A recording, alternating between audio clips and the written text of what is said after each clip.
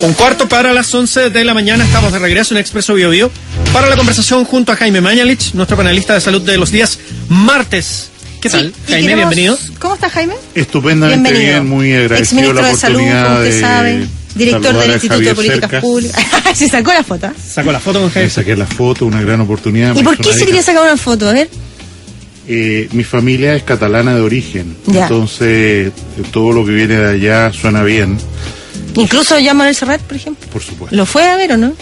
No lo fui a ver, publiqué una nota en el diario el otro día sobre Nanas de la Cebolla. ¿Ya? En el mostrador. Sí, parece que lo leí. Y Javier es un escritor excepcional en realidad, tiene una influencia de nuestro Bolaños, con quien convivió en Girona, fueron muy amigos. Y efectivamente, para mí, sus dos libros cumbres son Soldado de Salamina y Anatomía de un Instante. Anoche terminé precisamente de leer el libro que va a presentar hoy día, El Impostor. Por eso era tan importante la foto, entonces. Muy importante la foto. Bueno, Jaime Mañalich, director del Instituto de Políticas Públicas de la Universidad San Sebastián. Ahora que lo tenemos aquí sentado, ¿qué le parece si ponemos la pelota en el piso, como diría un futbolista, y hablamos de la ley Ricarte Soto, pero aclarando este panorama? Porque la gente escucha, ¿no? El qué va a pasar a partir de esta nueva ley, en definitiva, cómo se van a financiar, quiénes van a ser los beneficiados, es un pequeño grupo de personas, cuántos son, de qué manera, cómo se concreta y cómo aterriza la ley Ricarte Soto en nuestro país. La situación de base es la siguiente: la enfermedad crónica es prevalente en nuestro país.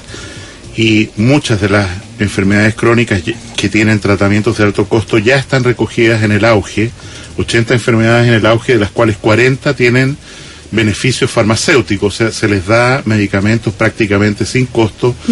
Y por ejemplo, las personas que son portadores del virus del SIDA en Chile, ¿no es cierto?, que tienen acceso a tratamiento prácticamente gratuito con un costo equivalente mensual de 300, 400 mil pesos, eso está ya puesto en el auge. Y las leucemias, enfermedades o muchos cánceres. Sin embargo, el criterio de creación o de incorporar una enfermedad al auge es que sea una enfermedad relativamente frecuente. Entonces, hay enfermedades que son muy poco frecuentes, muy raras, que afectan a muy poca población y nunca con esa categorización van a tener la oportunidad de ser cubiertas con el mecanismo auge. Entonces, los ciudadanos que sufren este tipo de enfermedades y que saben que hay tratamientos efectivos para ellas, han recurrido a las cortes, han recurrido a demanda y no siempre les ha ido bien. Y en ese contexto, nosotros creamos un fondo especial para cubrir estos medicamentos que alcanzó a una suma de 18.000 millones, en el presupuesto de este año ya subieron a 32.000 millones y ahora viene a complementarse con la ley Ricarte Soto, que tiene un fondo previsto de 100.000 millones de pesos, o sea, 180 millones de dólares aproximadamente, para tratar estas enfermedades poco frecuentes y de alto costo. Esto fue aprobado por unanimidad en la Cámara de Diputados, en la medida en que el gobierno estuvo dispuesto a aumentar el financiamiento y quitar los copagos. Hoy día tiene que pasar luego por el Senado y la perspectiva es que se apruebe antes del 21 de mayo. Aquí se va a generar, como dice usted, Scarlett, una controversia, y es por qué determinadas personas, determinadas enfermedades, de nuevo, por el panel de expertos son priorizadas y tienen acceso al tratamiento de alto costo y otras no. Y yo creo que ese va a ser el punto más conflictivo en la aplicación de la ley en los próximos meses. Sin porque duda. A él sí. ¿Quién queda afuera y quién es beneficiado en definitiva? Así es, exacto. ¿Y cómo se resuelve ese dilema? La ley contempla un panel de expertos, pero yo pienso que hay algunas salvaguardias que la ley no es suficientemente explícita, y es primero que los tratamientos que sean financiados realmente sean tratamientos que tienen una probada eficacia, porque aquí va a haber un intento de la industria farmacéutica por incorporar medicamentos de alto costo que ellos venden en forma monopólica. La tentación es grande para la industria farmacéutica. En segundo lugar, yo no logro entender por qué se hizo este planteamiento regresivo, y es que independiente del ingreso de la familia no haya copagos. Y eso significa que en definitiva familias o pacientes que tienen la capacidad de aportar algún financiamiento para esta ley van a ser, no lo van a tener que hacer.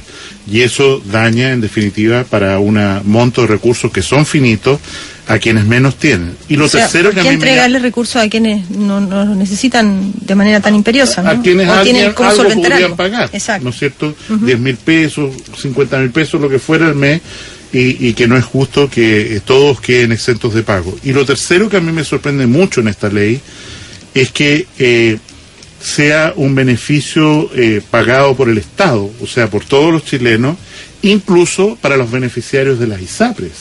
O sea, los 3 millones de beneficiarios de ISAPRES que van a ir a pedir una ayuda a esta ley, no va a ser pagado por su seguro, que es la ISAPRE, sino va a ser pagado universalmente por FONASA.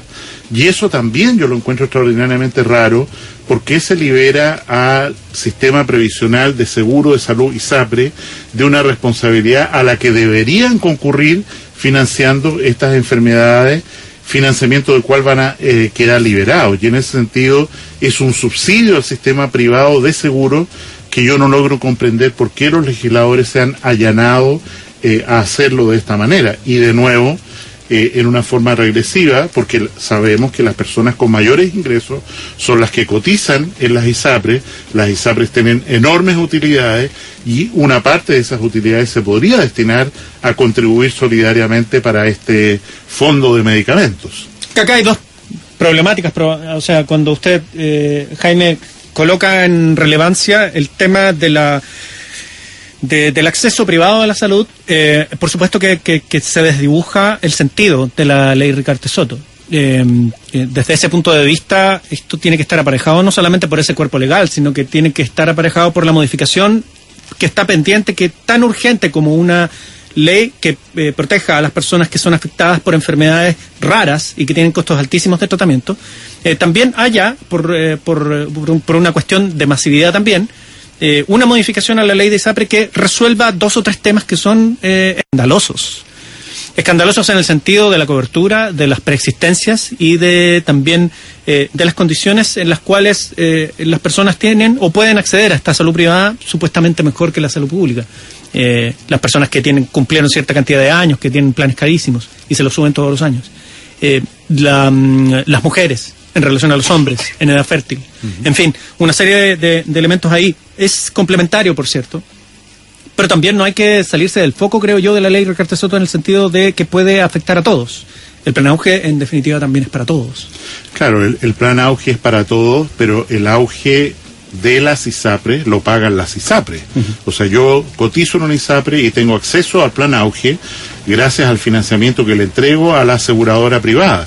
Aquí se produce por primera vez un cambio dramático en el sentido que se le asigna a FONASA para personas que cotizan en FONASA y para personas que no cotizan en FONASA, que son las que tienen más altos ingresos en el país.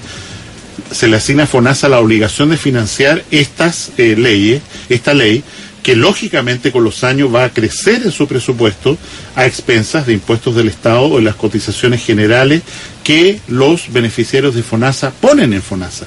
Y en ese sentido, tú tienes razón, Patricio, de que hace falta, y hemos hablado tantas veces, de una reforma a la ley, pero lo más probable es que la ley Ricartes Soto esté aprobada antes del 21 de mayo, que sea un gran anuncio del 21 de mayo, esa es la intención del gobierno, y como insisto, tiene algunos aspectos desde la perspectiva de su financiamiento que yo considero raros o regresivos, sin dejar de afirmar que este es un tremendo avance en acceso a cobertura de fármacos y otros alimentos, por ejemplo, para niños que tienen alergia, etcétera, o algunas prótesis o que son de alto costo, para personas que hoy día no tenían acceso ni en el mundo de FONASA ni en el mundo ISAPRE, porque o no estaban codificados o eran de altísimo costo y las personas no podían financiarlo, y en algunos casos eso significaba un gran compromiso en su calidad de vida o incluso la muerte. En el caso, de la ley Ricartes Soto, estamos hablando de un presupuesto alto de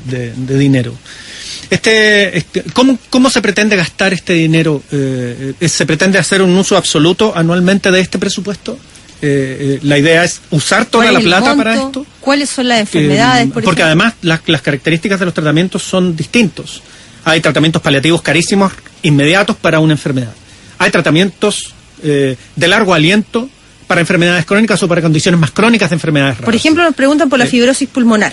Por ejemplo, ¿Está dentro de las yo enfermedades? creo que también abrir este tema en relación a qué característica tiene cada una de las dolencias para cada persona también es un universo distinto y por lo tanto te plantea un escenario en el cual el tratamiento de las platas para poder gastar en este tipo de enfermedades son súper distintos, son escenarios súper diferentes. No es lo mismo gastarse una buena turrada de plata en un tratamiento por una situación de una enfermedad que tiene un tratamiento inmediato, por ejemplo. No estoy pensando en nada en particular.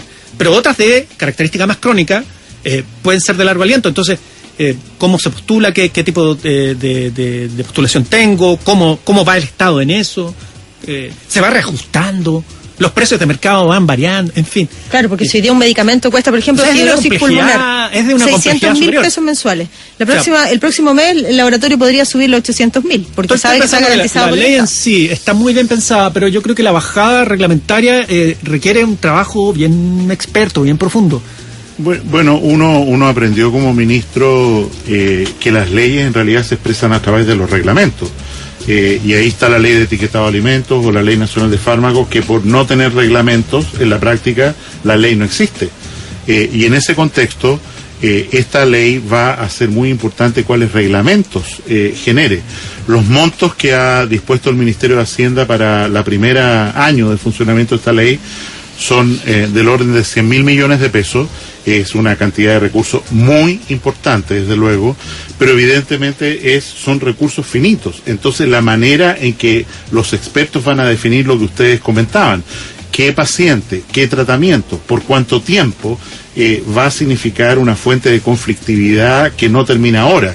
O sea, esto es un avance, pero es evidente que aquí hay que tener una dinámica muy cuidadosa para controlar los precios, para controlar la influencia de la industria farmacéutica y de una vez por todas permitir que Senabast importe directamente medicamentos para hacer tangible esta ley, porque yo les aseguro que una vez aprobada la ley, lo que va a ocurrir es que el día siguiente no va a darle los medicamentos para este tipo de cobertura, una vez que estén garantizados, van a subir 50 o 100% y los fondos se van a ir como arena entre los dedos. O sea, es importante tener la ley Ricardo Soto, pero también la ley de fármaco funcionando para poder aplicarla, digamos. Exactamente. Si no tienes brazos para hacerlo... Si aquí no hay un mecanismo para controlar el monopolio de los precios de los fármacos que los fabrican normalmente para este tipo de enfermedades, un solo laboratorio en el mundo que permite importar directamente, que permita, y voy a decir una cosa muy dura, fijar los precios, nosotros nos vamos a ver con una explosión inflacionaria que va a significar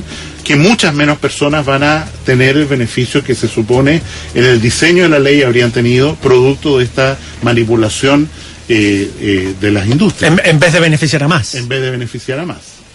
Ajá. Bueno, dice Manuel Rosas que, por ejemplo, el medicamento que él compra para la fibrosis pulmonar, que se llama Pirfenex, lo tiene que traer desde Canadá.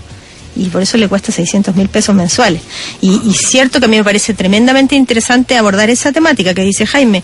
Y es que si los laboratorios saben que estos medicamentos están garantizados, bueno, perfectamente mañana los suben. Así es. Tienen el timón en la mano, digamos. Así ha ocurrido en muchas partes del mundo y por eso el tener una Agencia Nacional de Medicamentos y un CERNAC sumamente potente que impida este daño ahora para el Estado y para todos los contribuyentes y para los enfermos que van a quedar sin tratamiento producto de que todos los fondos se gastaron en medicamentos que fueron inflados en sus precios. Claro. Ahí hay un tema súper fuerte que hay que enfrentar. Jaime Mañalich, finalmente, antes de cerrar, ¿qué le recomendamos a la gente que nos está escuchando y está tremendamente interesada por saber más acerca de esto? ¿Cómo se informan? ¿Dónde encuentran información oficial? La información oficial es poca, está en la Biblioteca del Congreso Nacional, bcn.cl. Nosotros vamos a hacer un seminario en la Universidad de San Sebastián sobre este tema, que espero tenga buena cobertura, porque en realidad lo que usted dice, Scarlett, es muy cierto. Hay mucha gente que está esperando esta ley para que solucione sus problemas y de repente esa ilusión, en la medida en que no hay una información coherente, puede ser frustrada por la realidad y producir mucha decepción y dolor en lugar del beneficio que se espera. Quiero ser sumamente cuidadoso en señalar que hay que tener cuidado con los cantos de sirena de laboratorios, industrias, que prometen soluciones para todo tipo de dolencia, y en realidad estas soluciones no están probadas, y por lo tanto el comité que define el Ministerio de Salud para este propósito va a terminar rechazando estas iniciativas, porque insisto, aquí hay que pasar por un tamiz sumamente estricto para no ilusionar a personas con tratamientos que en definitiva no tienen una efectividad demostrada. Gracias, Jaime Mañalich, un abrazo. Gracias a ustedes de nuevo. Gracias, Jaime. Estamos en constante movimiento. Ya vuelve Expreso Bio Bio.